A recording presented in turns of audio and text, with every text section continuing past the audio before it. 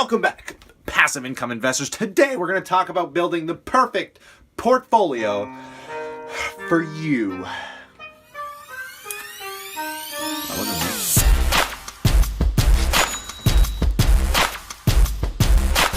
The first thing I want to talk about, I'm not going to get into any specifics. I don't think specifics matter for structuring a portfolio. I'm not going to talk about how much I own or how much I'm making off my dividends, but we'll talk about dividends first because to me, it is the most important thing for passive income investors. And if you know anything about stock market investing, you should realize that I think it was around 70% of the entire market returns over the last 100 years have pretty much come from just dividends, guys. So I wanted to structure my own personal portfolio in a way that was mainly dividend focused with a bit of growth as well. I also have this structured in a way where I'm kind of exposed to the US and Canada, like a good 50-50 split.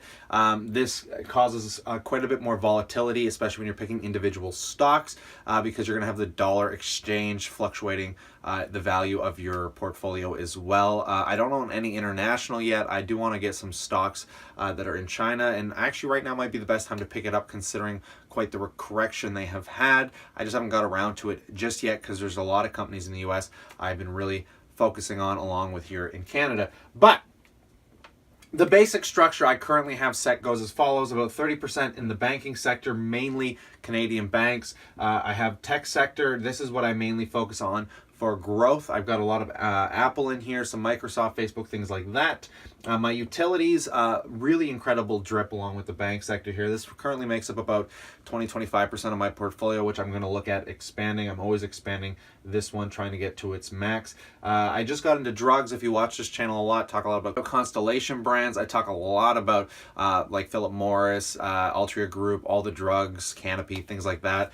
So I just started leveraging into the drug sector. I own a little bit of Reits. Reits are very well known for high-paying dividends. I just don't like them too much currently. I think they should be part of your portfolio. And actually that I talk about Reits, I don't actually own any direct Reits right now, though I do have exposure to real estate through Brookfield Real Estate Investment Services. So essentially, all of your realtors out there, guys, I make a little bit of money on that. And I also own GEO Group I recently talked about on here, which isn't a real estate investment trust, but it might as well be because it's just prisons and real estate, guys, and filling beds. I also own precious metals, things like silver and gold obviously don't drip. I sold off a large chunk of this at the beginning of the year. The first video I posted actually on this channel, guys, was of me liquidating about $15,000 worth of my precious metals. I did not get rid of them all. I still like having them in my portfolio. It's just a little bit of a balancer because usually if stocks go down, gold goes up. And recently this year, because stocks have plummeted, the US dollars the Canadian dollar's been doing horribly. It sent gold into this nice rally that I sold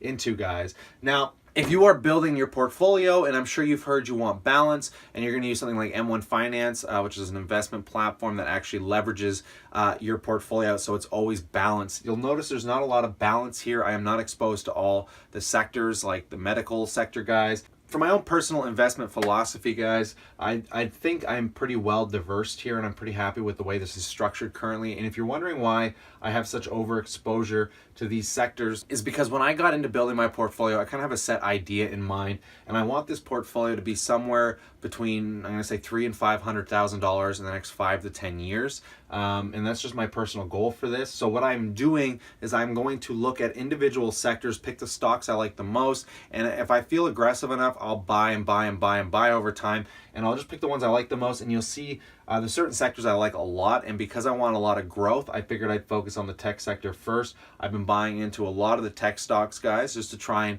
and build out that part of my portfolio, because as I'm building into the dividends, guys, and again, most of the tech stocks I own pay dividends, and a good portion of them, but if I focus on building this out first, get as much money that I want in here that I'm comfortable with, I don't have to think about it for the next 5-10 years, let it grow on its own, and then I can just focus on the dividends, guys, and building out, say, the bank sector, which I have a lot of respect for right now because they have tanked. I've been buying them fairly aggressively, especially here in Canada. The utility sector, not a lot of growth, hasn't done a whole lot, but doesn't experience any of these crazy downswings that we're experiencing in the markets right now. And it's kind of playing the same volatility it always does. So these are good just for getting those 5 to 8% yields. And I only have 2 utility stocks right now, but I'm still building out that portion of my portfolio. Now, as a dividend investor, I really like drugs, especially, again, if you watch this channel, I talk a lot about those drug companies because they pay out a super healthy dividend yield, guys, especially considering they've tanked as well.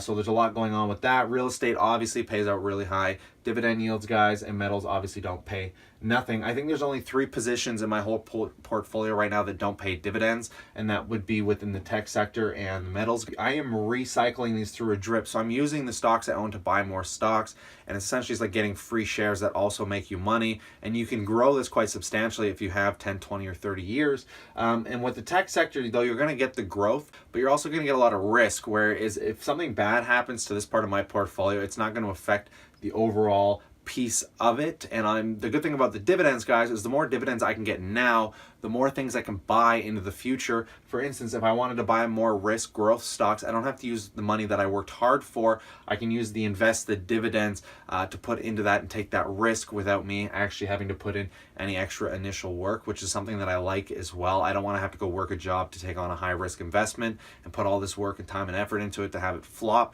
Whereas if I take all of the hard work I have, buy a staple to society, something like the banks or the utilities, get really good dividends, and if you can make 5,000, 10,000 a year off dividends, sink that back into whatever companies I want, and before you know it, at my age, guys, by the time I am 35, the decisions I'm going to be able to make are going to be so substantial financially compared to the ones that I'm making right now, because I'm only 26. So I could see myself seeing this portfolio be worth a heck of a lot more than even 500,000 in the next decade if I work hard enough at it. So if you're building out your own portfolio, this might not work best for you.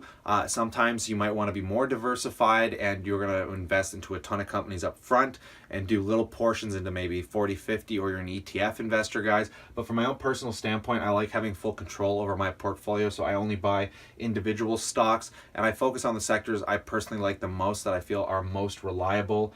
So this is kind of how I have it laid out. Again, I'm going to look into some foreign stocks. It's not great that I'm only exposed to Canada and the US, though I do feel there's some extreme potential here right now, especially with the current prices and yields you can get off some of these drug banks, utilities, tech, like everything right now, in my opinion, is almost a buying opportunity. But that's only my personal opinion. I'm not a financial advisor, and I don't know what you think, so I really want to know in the comment section below, guys. Let me know what you're thinking. Let me know how you're structuring your portfolio. This is just a quick look into mine.